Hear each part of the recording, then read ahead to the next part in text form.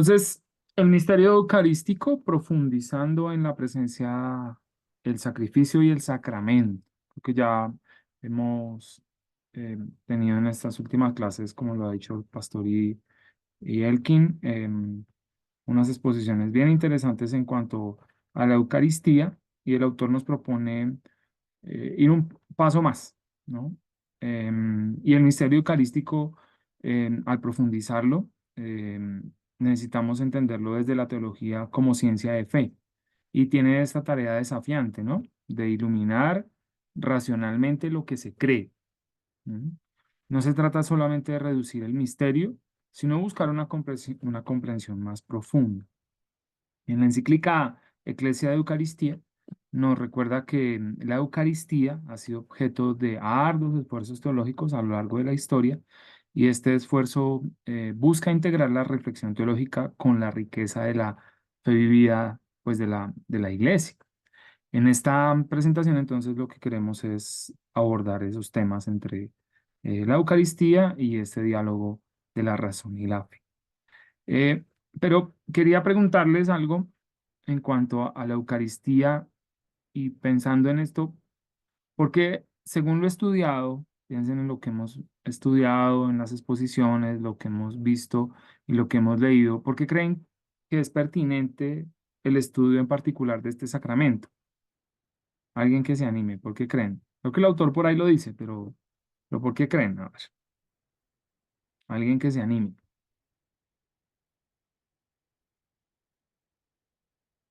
Si es pertinente o no es pertinente, o pues bueno, el pastor como que no había nada más que hacer y eh, estudiemos sobre sacramentología y el misterio de la Eucaristía. A ver, Iris, se animó Iris. Muy buenas tardes. Hola. Sí, animada porque realmente me ha parecido muy valiosa este estudio de la Eucaristía porque se ha revivido un Qué sacramento bueno, tan importante qué para bueno. mí. O sea, es mi opinión. Se ha Eh, revivido. sí, se ha revivido este sacramento tan importante porque a mi parecer lo he visto un poco como abandonado, como que no le han dado realmente esa esencia que el pastor Casto nos ha transmitido, esa esencia Bien. tan valiosa y tan maravillosa, lo que es la Eucaristía. Entonces, sí es bien importante este estudio. Gracias, Iris. Ella lo habla desde su experiencia personal, ¿no? Muy bien. Y es válido y es necesario, ¿no? Es muy importante. Créanme que para mí también. Y gracias, Iris, por recordárnoslo. Que alguien más. Pues creo que la Vale. clase anterior el pastor nos decía que es como el centro o como el fundamento de, pues, de la fe, pues, de todos los cristianos, sí. Muy bien. Y si eso le damos, Natalie, y Jaime, una estructura ya como estudiantes de teología, ¿qué dirían ustedes? Si es el centro, ¿por qué es Pues determinante? Sí. yo diría que este sacramento nos ayudaría como a entender o a Sí. comprender la maravillosa mesa de la gracia, a comprender la salvación y pues como lo diría la propia palabra, como la comunión con Dios, ¿no? ¿Y quién nos permite todo esto? El sacramento de la Eucaristía es a partir de quién. Pues de Cristo. Muy bien, exacto. Entonces, Ay, uy. bien, bien. O sea, lo que quiero es llevarlos a reflexionar el por qué estamos haciendo lo que estamos haciendo. ¿Por qué estamos estudiando la Eucaristía como sacramento? Es porque es cristológico. Para darle un poquito más de estructura a su teología. ¿Sí? ¿Por qué estudiamos lo que estudiamos? O ustedes, alguien le pregunta, oye, pero ¿y usted por qué? ¿Quién le dijo que pusiera a estudiar un miércoles a esta hora? No tiene nada más que hacer. ¿Sí? En la teología, esto tiene un sustento cristológico. ¿Está bien? ¿Vamos bien?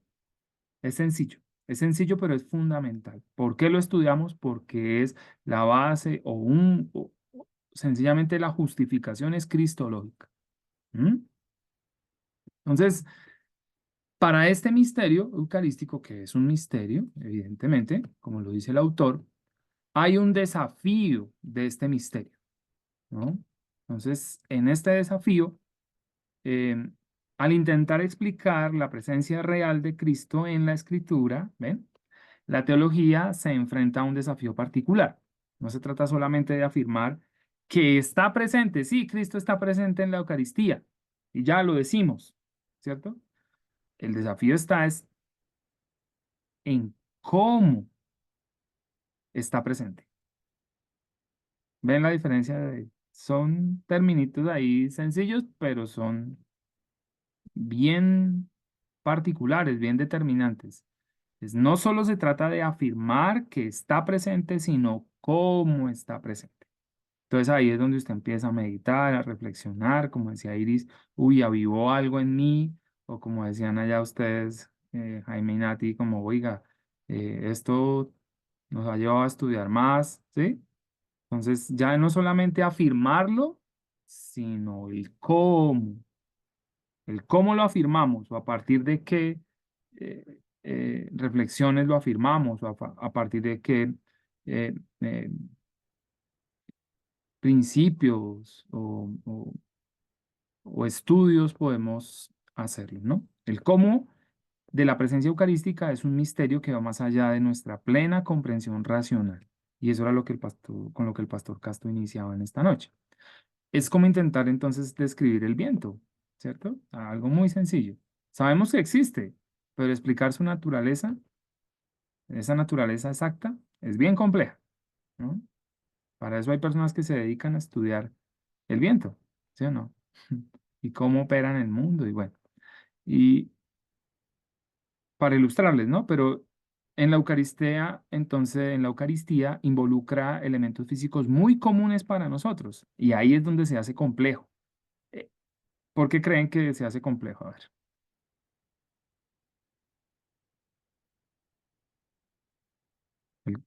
todo esto que les estoy diciendo es lo que el autor nos expone. Se hace muy complejo Pues, porque, sí, pienso que, qué pena, José, dale, se dale. hace como complejo porque es un poco complicado de racionalizar, como entenderlo a su profundidad, si uno no, como que el texto decía algo como que hay cosas que no se pueden como racionar, sino Mm, verlas como a través del espíritu, algo así, Por la fe. por la sí. fe. Está, su merced ya se fue para más adelante y está perfecto. Pero solo para justificarles lo que les digo, en que al involucrar elementos muy comunes para nosotros, como el pan y el vino, son comunes. O sea, ¿quién no ha comido un pan? ¿Quién no se ha tomado una copa de vino? ¿Sí? O sea, claro, estábamos hablando, o una bebida. ¿Sí? Es algo tan común para el ser humano. El comer un pan, el pan es intrínsecamente al ser humano, ¿sí o no? Desde los inicios de la fundación del mundo, si se quiere, el hombre ha comido pan y ha bebido, ¿no? Y eso fue lo que el Señor utilizó para ilustrarnos el misterio de la Eucaristía. Es que imagínense, o sea, qué más ilustrativo que ello? Que el pan y la bebida, ¿no? Por allá, ¿cómo es que van a decir? Yo soy lo que como, ¿no? Y piensen en lo que comen. Y no solamente comida a la que ahorita van a comer después de clase, o la que comieron antes de clase, sino llámese comida todo lo que sustenta su vida, lo que come con los ojos, lo que come con sus oídos, de lo que se alimenta usted. Cuidado que no sea solo Facebook y YouTube y ¿cómo es el otro? Ahora que hay hartas cosas de esta de TikTok, ¿no? A veces hay personas que se alimentan solo de eso, ¿no?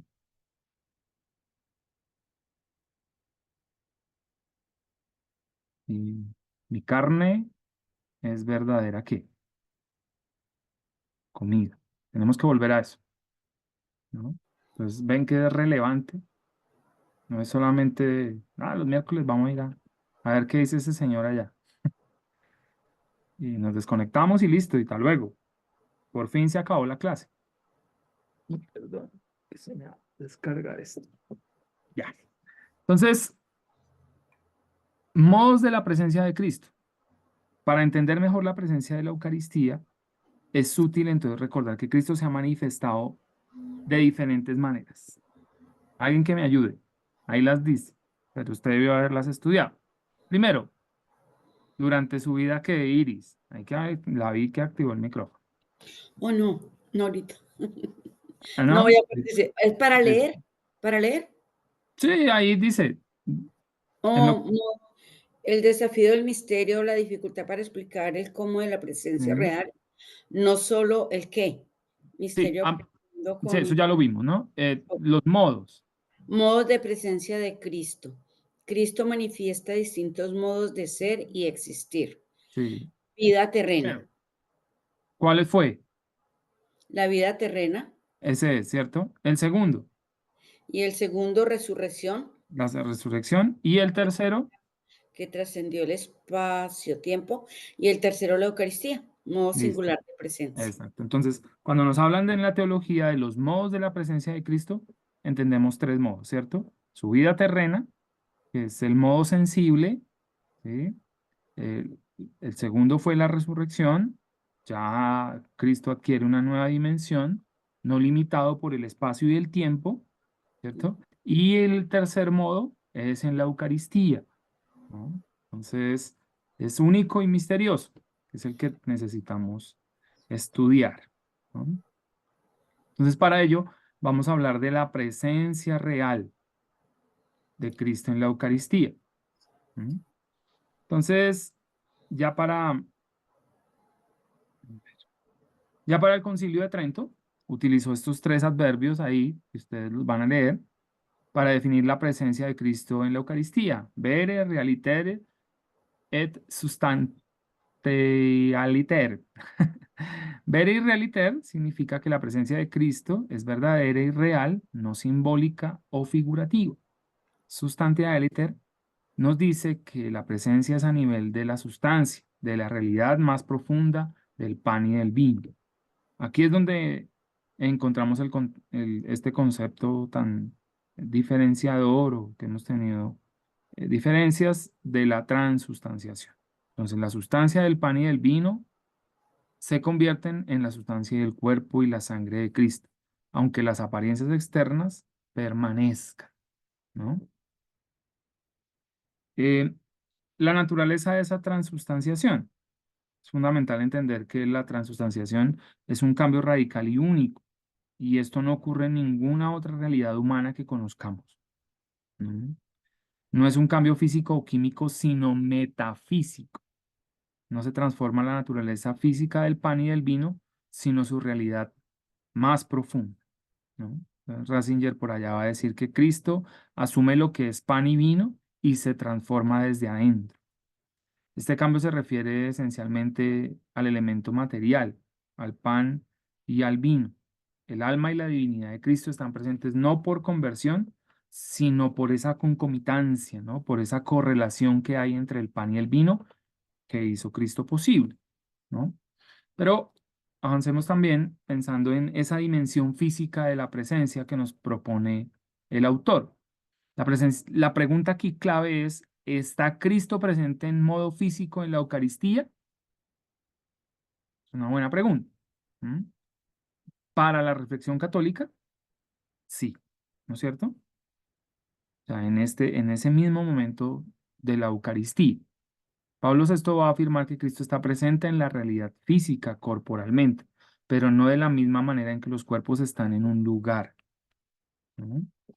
Mm, Y pues ahí nos presentan los autores, ¿no? Debemos recordar que esta realidad física es plural y no podemos explicar la presencia eucarística con la ciencia física, pero pues podemos entender esto a partir de estas realidades físicas sin someterlas a las leyes del espacio.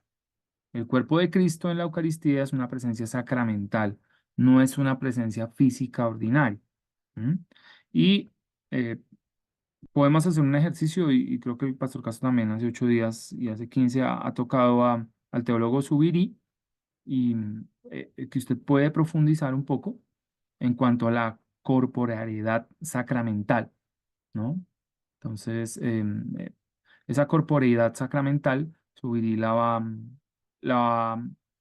a articular desde la filosofía, ¿no? Y usted puede profundizar un poco más en ello, pero no lo hacemos de aquí en adelante porque eh, esa distinción que él hace entre de la corporeidad en la presencia de Cristo en la Eucaristía, pues es un tema bien denso que no, pues por tiempo, creo que no lo vamos a tocar por ahora. Pero, eh, pero sí, perdón, perdón, que esto está por- perdón.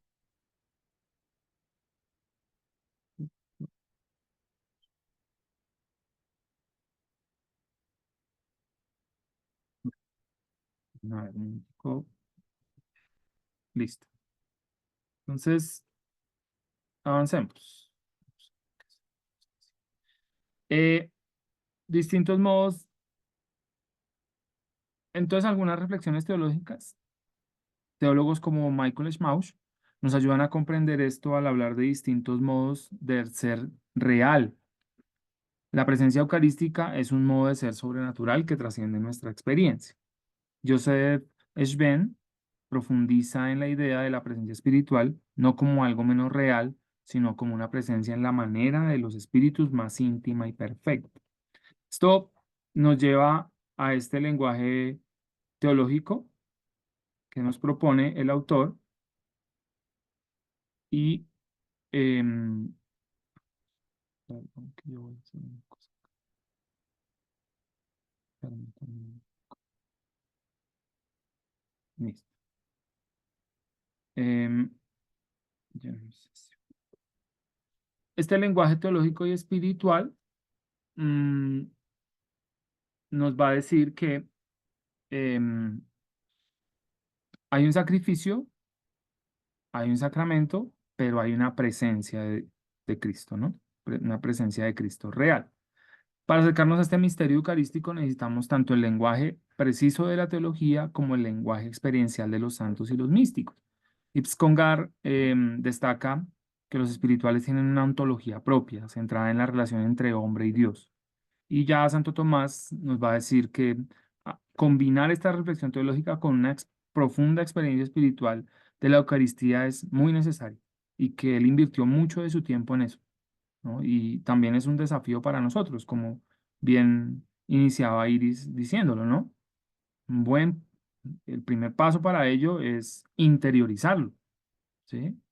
Puede ser desde las dos vías, como desde la comprensión, como desde la interiorización, como desde la experiencia, como desde la reflexión, ¿no? ¿Cómo es este misterio de Cristo en nuestras vidas, ¿no? Y cómo se manifiesta la Eucaristía. Pero la Eucaristía no solo es la presencia de Cristo.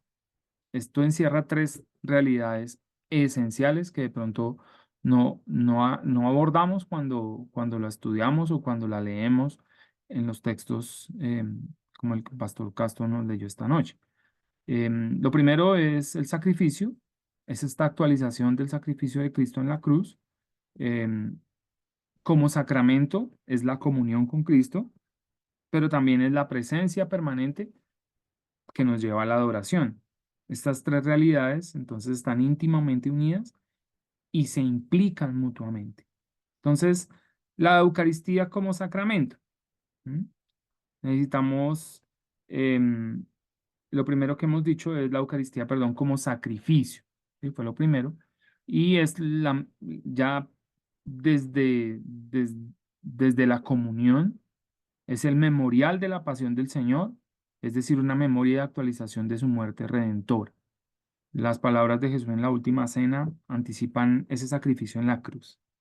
Y eh, el concilio que más se encargó de ello fue Trento, y en donde se ofrece em, una enseñanza que hay un Dios verdadero y propicio al sacrificio, no solo un acto de acción de gracias. La misa entonces actualiza ese sacrificio en la cruz y lo hace presente de nuevo, aunque de manera incruenta, nos va a decir el autor, ¿no? Entonces, Epáfrax, Efapax es el sacrificio de Cristo una vez y para siempre, como va a decir Hebreos 10:10, y se hace presente en la Eucaristía. Pero la Eucaristía como sacramento, no lo hablamos como sacrificio, como sacramento, em, Cristo entonces se hace presente em, para comunicarnos la salvación. Y la Eucaristía es este banquete en el que Cristo se da como alimento y bebida. La comunión es la recepción sacramental del cuerpo y la sangre de Cristo que debería unirnos íntimamente a Él, ¿no? Como va a decir San Agustín, no es que Cristo se transforme en nosotros, sino nosotros somos quienes nos transformamos en Cristo. Y la Eucaristía es fuente y cima de esta vida cristiana. Lumen Gentium va a decir esto, ¿no? Y es el cumbre de la iglesia. La Eucaristía como presencia, ¿no? Ya entonces hemos visto como sacrificio, como sacramento, pero también como presencia. Como presencia, Cristo se hace presente más allá de la celebración para ser adorado. Yo creo que es un paso que necesitamos comprender nosotros como cristianos evangélicos, ¿no? Nosotros nos quedamos muchas veces en la adoración, pero, pero la presencia de Cristo debe ser vivida y aún fue hecha desde los orígenes de la iglesia, ¿no? Y Trento va a insistir en ello, reafirmar que la presencia de Cristo después de esta consagración, ¿no? Ya a manera de conclusión, entonces, la propuesta del autor es que ya con Juan Crisóstomo vamos a entender que, o vamos a acercarnos a este misterio sin comprenderlo del todo, ¿no? Cómo Cristo se ofrece como el pan de vida, ¿no? Y esta adoración,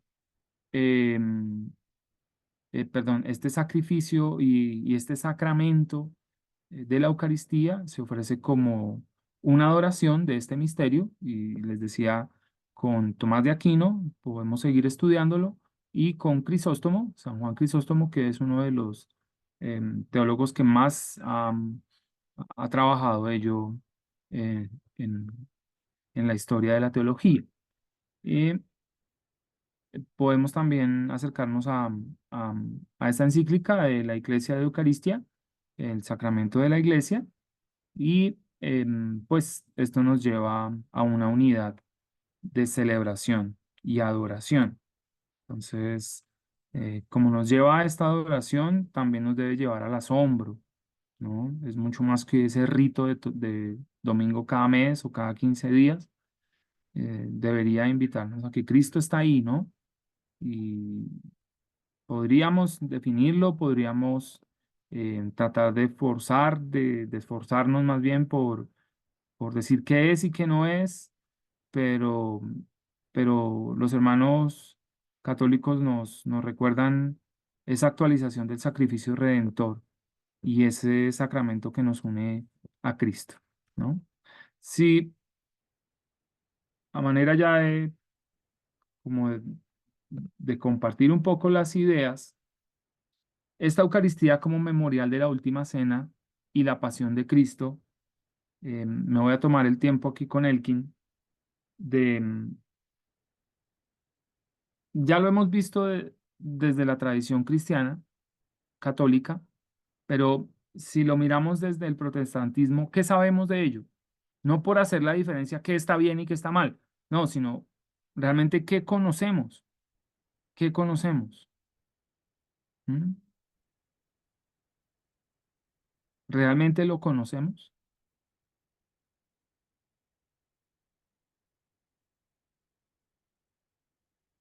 O sea, si hiciéramos este acercamiento aquí otra vez, no como antónimos, ¿sí?